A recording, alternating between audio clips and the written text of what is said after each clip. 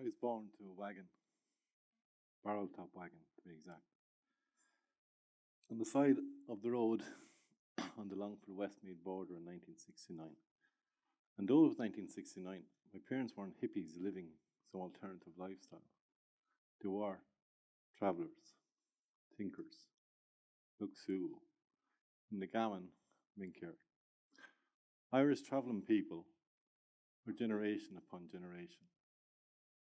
I'm a lawyer, I'm Irish, I'm a Westmeath man, I'm a traveller. And the purpose of the presentation this evening is, I suppose, to talk about the notion of appropriation of identity. And not appropriation in the physical sense of lifting something or stealing something or moving something, but appropriation of disassociation, of removing something from a community by disassociating people within that from that community. And whilst it's understood to be a form of cultural appropriation, I think what I want to talk about is something that goes beyond that. It's something that I feel is a form of cultural asset stripping. Now, slight example perhaps, but maybe not exactly what I want to talk about, is as Irish people we sometimes get it with our near neighbours. When a prominent sports person, a prominent or literary figure is somehow claimed by as a British or English or British footballer. This happens with people like Roy Keane, for example, sometimes gets described as a British footballer. And it can cause annoyance and it cause sometimes get their heckles up.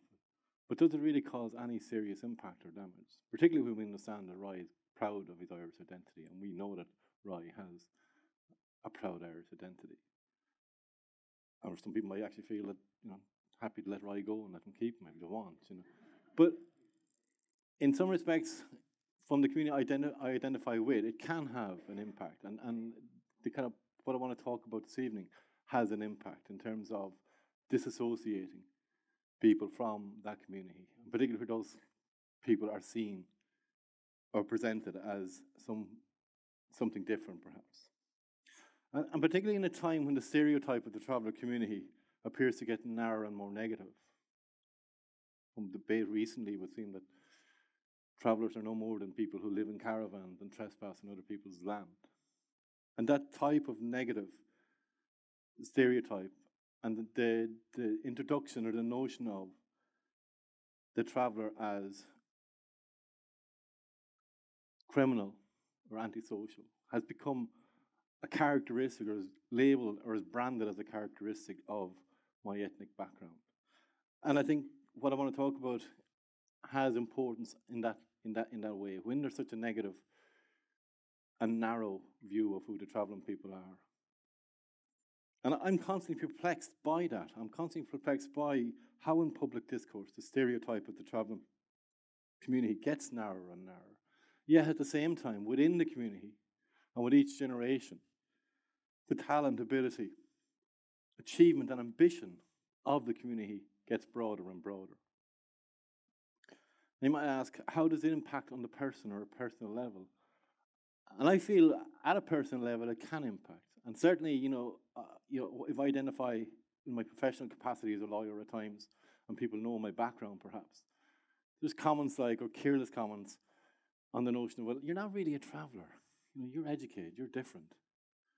And that's something that is common to many people in my position, perhaps in the community. And there's a number of who have achieved or attained professional qualification or academic qualification. And the notion then that you can leave your identity outside of the door as such because you're different, or you're like us, but you're better than the stereotype of the traveller. And I suppose what that is telling us is that there's a very narrow perception of my community out there. There's a perception which cannot envisage a passage from the barrel top to the bar. And it does happen above the personal level. It happens in comments in a broader sphere as well. And even in the last 2 weeks, and particularly during this presidential campaign, which thankfully is going to be over in the next half hour. So if you haven't voted, you're not getting out of here. It happens, and I was reading, I suppose, an article in a paper during the week that kind of presented, or in the current negativity that is in the public discourse, was trying to present what it considered, and I suppose what the journalists considered, a balanced view or a balanced notion of the traveller community. And there's one sentence from it which struck me, and I think sums up kind of what I want to get across.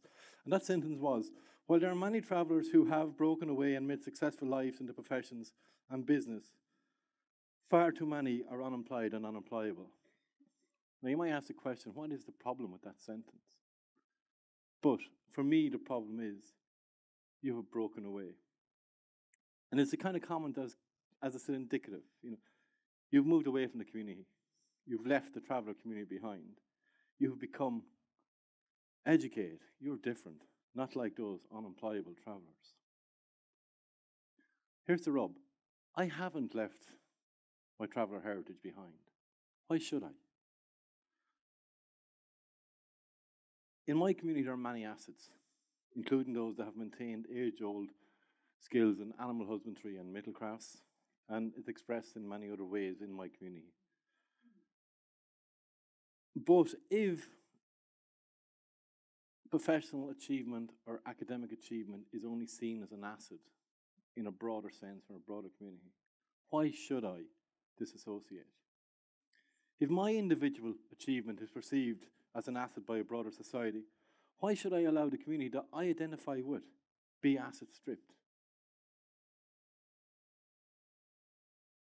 If it happens that all the assets are appropriated or disassociated from that community, does it not just leave the negative stereotype that's prevalent in broader society, the caravan-dwelling trespasser? Where are the positive role models for and in the community if they've all been disassociated and removed from that community? If the community has continuously been, as I say, asset stripped? Now, I don't mention role models or identify myself as a role model out of any sense of ego or any sense of greatness. But I think my personal experience is something that a lot of travellers and people, I think, who come from within that community and marginalised communities generally do. And that's conceal themselves in plain view.